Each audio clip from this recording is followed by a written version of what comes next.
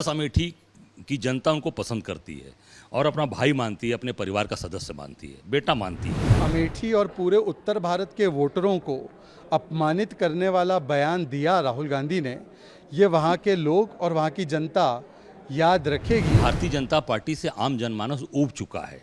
जो इन्होंने कहा अच्छे दिन आने वाले हैं, यहीं बनारस में मिर्जा मुराद खजूरी में सभा हुई थी मोदी जी की, उन्होंने कहा था अच्छे दिन, तो जनता ने कहा आने वाले हैं, यही आने वाले हैं। एक बार भी अमेठी की तरफ मुड़कर देखने का काम राहुल गांधी जी ने किया नहीं। आप सबका सहयोग है, बाबा विश्वनाथ की बड़ी कृपा है, महादेव का मैं भक्त हूँ और साफ हृदय का व्यक्ति हूँ। जो बोलता हूँ डंके की चोट पर बोलता हूँ। बाकी लोगों की तरह जो भारतीय जनता पार्टी के नेतागण हैं, इन लोगों की तरह मैं घुमा फिरा के बात नहीं करता, मैं स्ट्रेट फॉरवर्ड बात करता हूँ। आगे बढ़ के लड़ना है उस अपने कार्यकर्ता, अपनी जनता के लिए, इस प्रदेश की जनता के लिए, इस बनारस की जनता के लिए मैं सदैव खड़ा रहा हूँ। आते ही राहुल गांधी का ऐलान कर दिया आपने कि राहुल गांधी क्या बात हुई? देखिए ऐलान गिरीश जी ये है कि आम जनमानस अमेठी की जनता उनको पसंद करती है और अपना भाई मानती है, अपने परिवार का सदस्य मानती है, बेटा मानती है। क्योंकि जो कहा ने उसे कर दिया। ये नहीं कि बड़ी बड़ी बात कही और किया कुछ नहीं। जो नहीं हुआ वो, चाहे वो एरोप्लेन उड़ाने का स्कूल हो, मतलब जहाज़ के लिए ट्रेनिंग सेंटर हो, वो चाहे वो अस्पताल हो, फैक्ट्रियां हो, सब गांधी परिवार की देन है और हमारे बड़े भाई जो है राहुल जी के समय की देन है। तो ये लोग काम करने वाले लोग जो मतलब झूठ नहीं, जैसे स्मृति ईरानी ने कहा कि चुनाव में कहा कि 13 रुपये किलो भाजपा का कमल का बटन दबाओ, 13 रुपये किलो चीनी ले लो। तो 13 रुपये वाली चीनी अमेठी की जनता खोज रही है। आम जनता चाहती है कि कांग्रेस आए।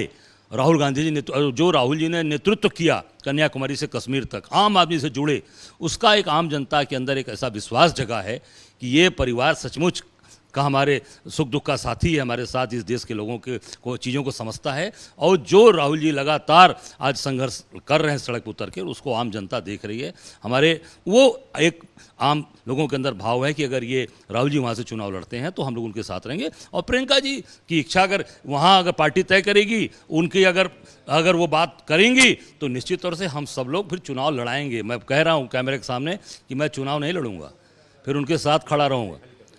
खाली नहीं कर देंगे, उनके लिए जान लड़ाएंगे भाई, कह तो दिया, फिर दोहरा रहा हूं।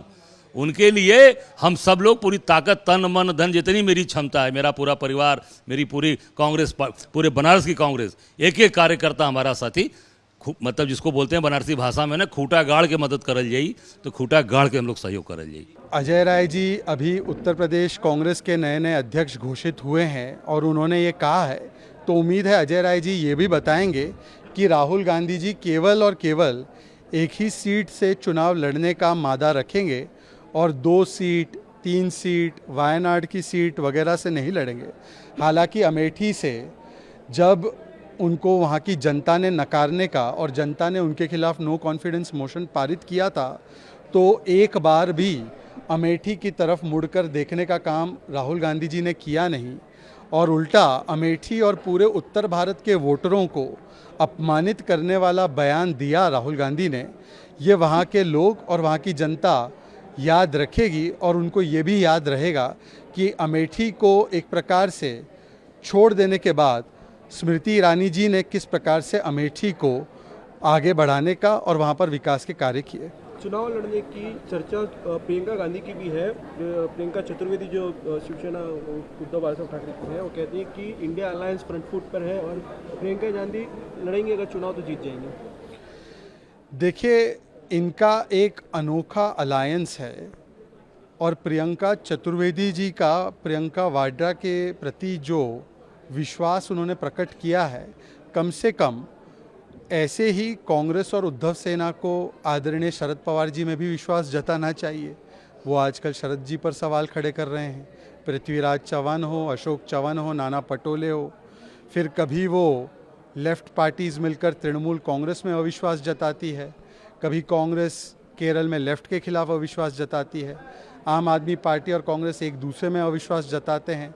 अब प्रियंका चतुर्वेदी जी को अगर प्रियंका वाड्रा में विश्वास है तो अच्छी बात है, परंतु कम से कम उनको ये बताना चाहिए कि यही प्रियंका वाड्रा के नेतृत्व में जो कांग्रेस की 2 सीटें हुआ करती थी लोकसभा में, वो 50% कम हो गई और जो कांग्रेस को 7% वोट विधानसभा में मिलते थे, वो 2.5% पर लुढ़क गई।